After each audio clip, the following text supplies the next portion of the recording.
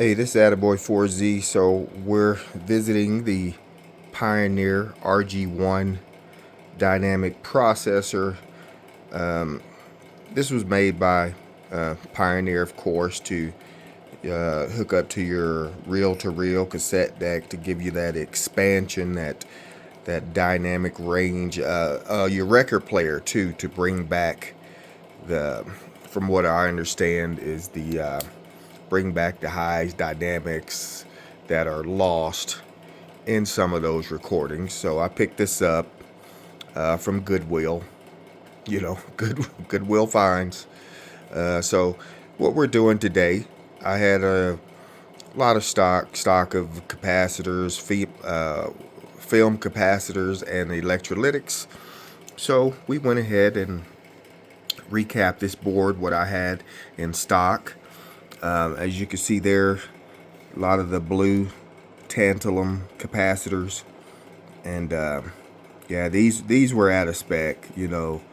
ESR was very high on these, and these are 0.47 and then 1 microfarad value, and yeah, they were not within spec. So I went ahead and replaced them with some WEMA film caps and some of those ceramic capacitors. I had those values as well, so I replaced those.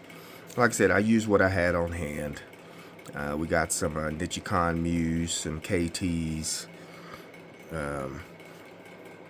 These 2-bit capacitors for the power supply were within spec, but everything else was out of spec. So check some of the transistors. They all looked okay. It had 2 caps right here on we're looking at it's the input level and the dynamic expansion board. So I went ahead and put some used capacitors in there. I had that value. But yeah, this is a clean specimen. It was working when I got it, but I was like, you know what? Once again, this thing is 40 plus years old, and per the manufacturer, capacitors are good for 15 years. So why not change them and keep this thing going so it can sound good with my restored Pioneer RT-707 reel-to-reel, my tape deck, my F what I got 4242 tape deck, and yeah, excited to get it back into the mix to see what it sounds like. We'll get it all buttoned up and back on the shelf, and I'll be back. All right, so we got the RG-1 back into the rotation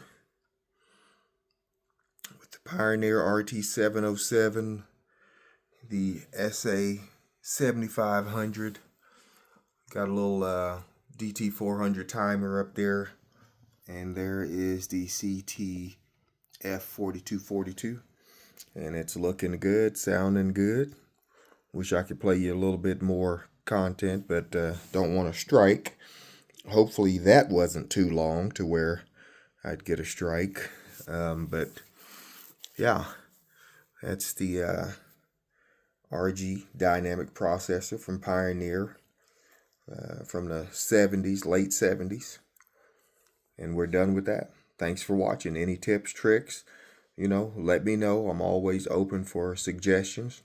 Leave your comments down below if you have one. Thanks for watching.